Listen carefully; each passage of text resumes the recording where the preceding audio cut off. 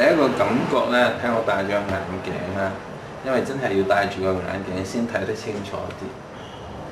咁裏邊係包括兩個範疇，一個範疇就話對學生我要去戴眼鏡了解多啲佢哋。有時候好表面睇即係會有啲頑皮啊，表面睇未必做得好嘅啫。咁但係當聽多啲、了解多啲咧，原來同學嗰份努力啊，甚至係學校嘅貢獻啦，一路都即係不經不覺咁喺度增加喺度。即係兩樣都有啦。即係作為一個活躍嘅青少年，咁有自己即係活潑嘅表現。但係當一定去專心求學或者係服務學校，甚至我特別欣賞咧係陪同啲低班同學成長咧。咁今年感覺到一批嘅中五同學咧喺方面落嘅功夫咧，真係值得我哋欣賞讚賞。球場上面 5A 咧，我就冇機會睇佢活潑啦。課室裏邊嗰啲活潑咧，有陣時候就即係佢哋都幾中意喺6樓上，喺6樓嗰度咧嚟維持有啲球類嘅活動啦。嗱，咁未必真係曳嘅啫喎。譬如咧喺6樓出邊嗰個走廊啦，欣賞人哋籃球啦，咁個位置都唔錯嘅。咁有陣時候佢哋又唔想落6樓，就睇下可唔可以唔想落4樓，可唔可以喺6樓咧從事少少籃球活動啦？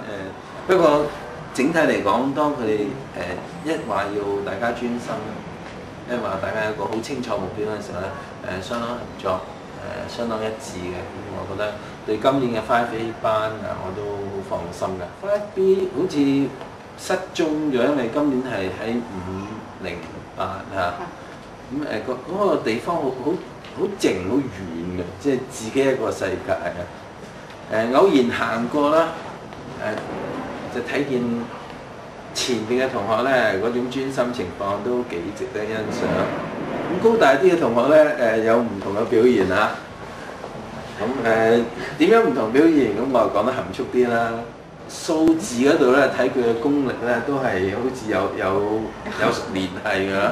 咁係 5C 嘅功力啦，或者嗰份團結啊，嗰份專注咧係比較 5D 咧係多1倍㗎。咁要多謝老師啦，唔同科目嘅老師喺嗰方面都做咗好多功夫。咁老師開心啊，其實佢做多啲嘢，同學個回應又好積極。咁老師個感覺咧唔怕多做嘢。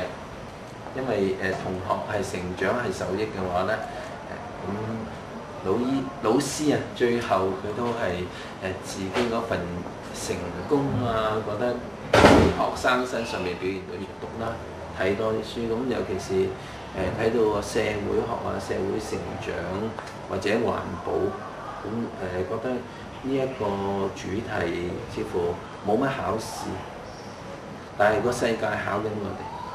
咁我希望喺呢方面，大家一路大個都能夠多啲嘅回應啦。因為將來嘅世界係年青人佢哋要接棒嘅。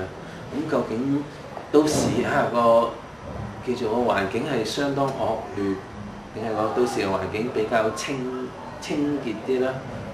我覺得我有一個祝願啦，祝願各位同學珍惜資源、珍惜時間、珍惜地球嘅環境，因而我哋能夠新嘅一代，當你哋同自己仔女講嘅時候咧，你睇下我哋嘅社會會好咗啲啊，環境好咗啲啦。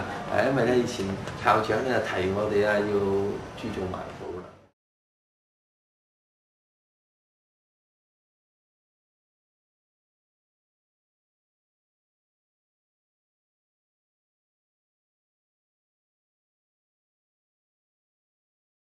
唔係理科嘅同學咧，揀到心儀嘅學校，佢哋有能力㗎，有能力上到去，不過咧就揀到一間心儀嘅學校，大家成就有成就。